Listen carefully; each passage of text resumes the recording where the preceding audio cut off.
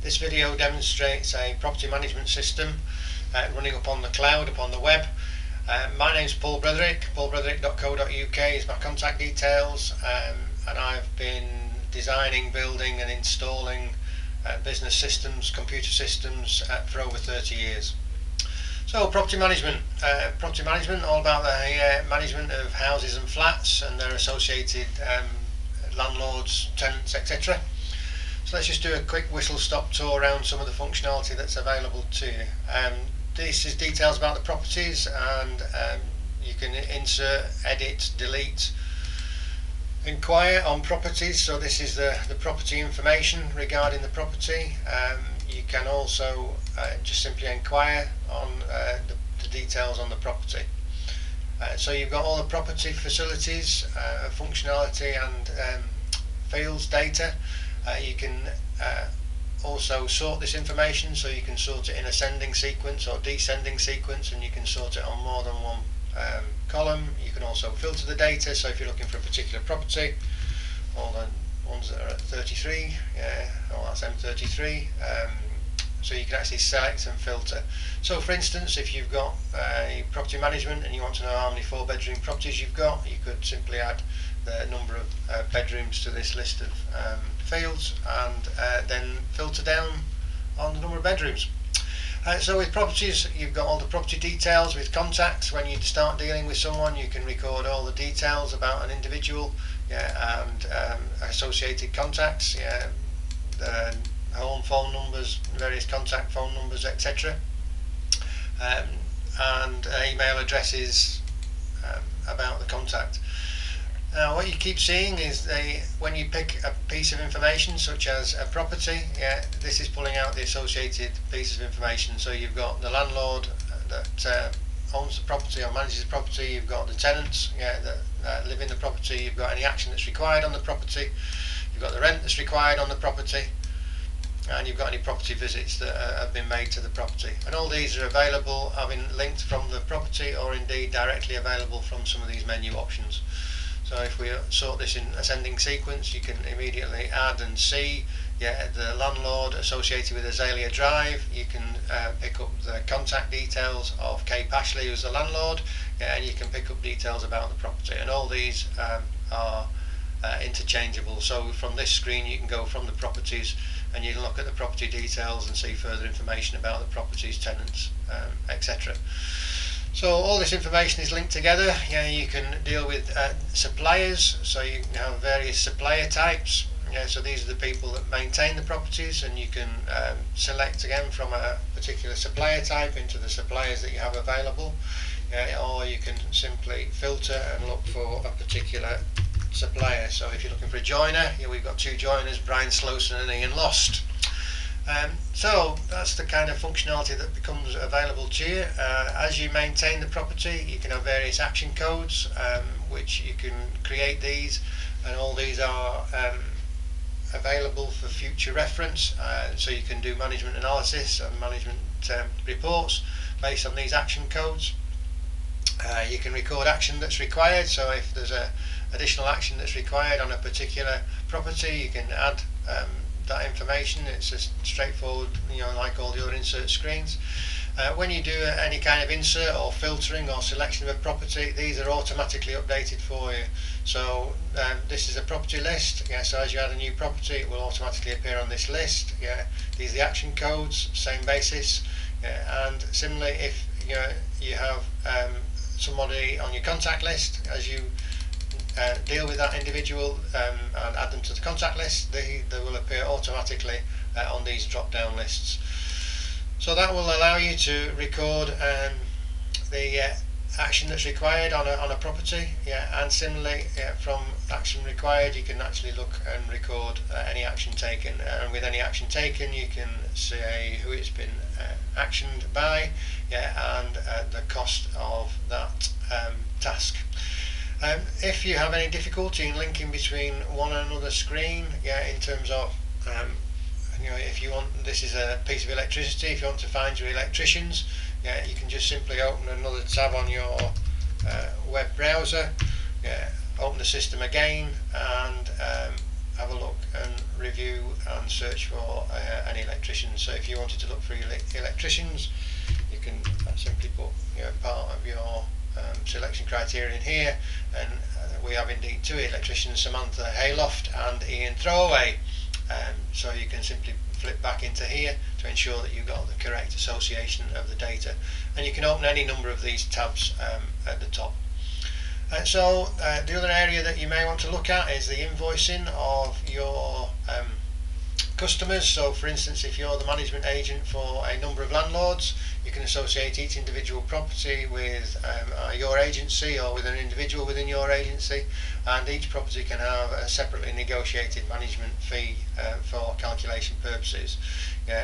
Within invoices, you've got all the property rent required for each of the periods. You can select a particular property.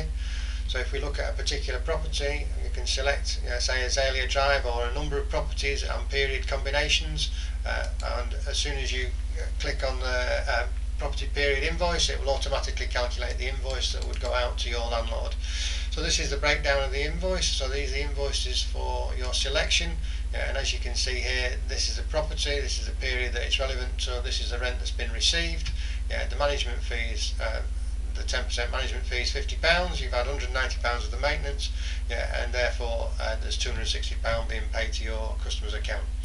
In order to get this information complete, you can use your bank statements. So the bank statements are automatically loaded into the system, and you can immediately reconcile them. So for instance, as you go down, some of these references that you often get on bank statements are quite difficult to associate directly with a property, but if you edit this, you get your drop down list. You can sort out which property it's associated with, which individual has paid the amount, and for what period, and then you can do an automatic bank reconciliation, and the bank statement will then appear with reconciled items against your rent required.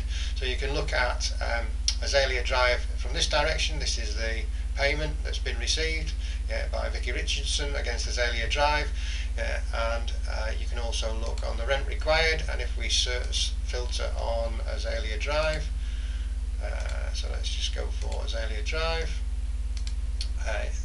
You can collapse this back down by using Control and minus, and it goes smaller onto the screen. If you're having any difficulty reading it, you can increase the size by Control and equals or plus key.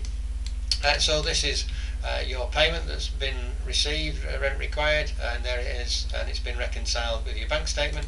So you can load your bank statement, reconcile with the rent required, and then you can review the invoices that need to be sent out to your customer. So if you then want to get this in a printable format, the joy about this setup is it's all been built with my dynamic web pages, and what that basically means is the functionality is detached from the appearance. So if you have a particular web style that you'd like to adopt, we can put it in any kind of font, colour, background images. You can have any kind of style that you want, so you can suit your own web style. This is a printable style, so this could be directed out straight via the printing facility on a normal browser. It's because it loses the management of the next page, forward page, the menus, etc.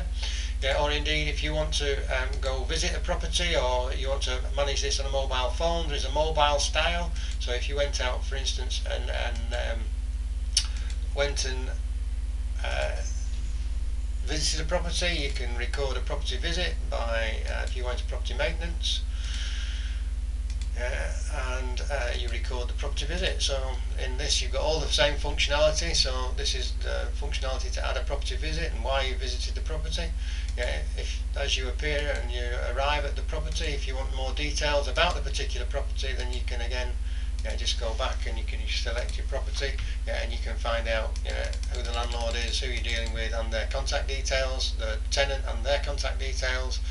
You can look at the action that's already been, the action that's been required on the property, and you can pick up one of these. So if you're going out to check that the gas check has been done, this is the action that's been logged, and you can actually then say, well, this is the action that's been required, and it has actually been addressed by Peter White on the 27th of March. So in that way you can approach a visit to a property to see the tenant with all the information available to you on your mobile device, and you can similarly record the visit on a mobile device. So just to flip this back to the more manageable style in terms of the appearance on screen, exactly the same functionality as the action required, action taken, but we're now with the menu options back. As you can see, you've got an opportunity to manage your property up on the web, which means it's accessible from anywhere with a web browser, be it a mobile device or a desktop computer. And that would be how you manage properties up on the web. Now, if you want to add additional fields or additional functionality or additional data areas within your business, this is an easy thing to do.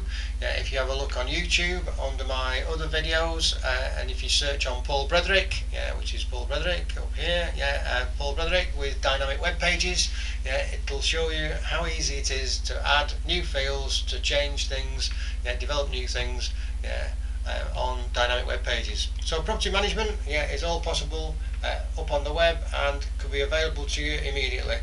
It's a simple setup of creating the database on the background server, and you don't need to pay for it on a big license fee up front. You can pay for it as transactions are processed through the system. So in that way you can build a business up from scratch with low initial outlay, and as the business grows, the costs grow, but similarly if the business isn't going too well, then your costs will reduce. Well, hopefully that will help you out. If you need to talk to me, then these are my contact details, paulbretherick.co.uk. And if you want to talk about data models, you want to talk about business systems or property management and utilising the system, then just drop me a line or give me a call and I'll come back to you as soon as I can. Thanks for your time.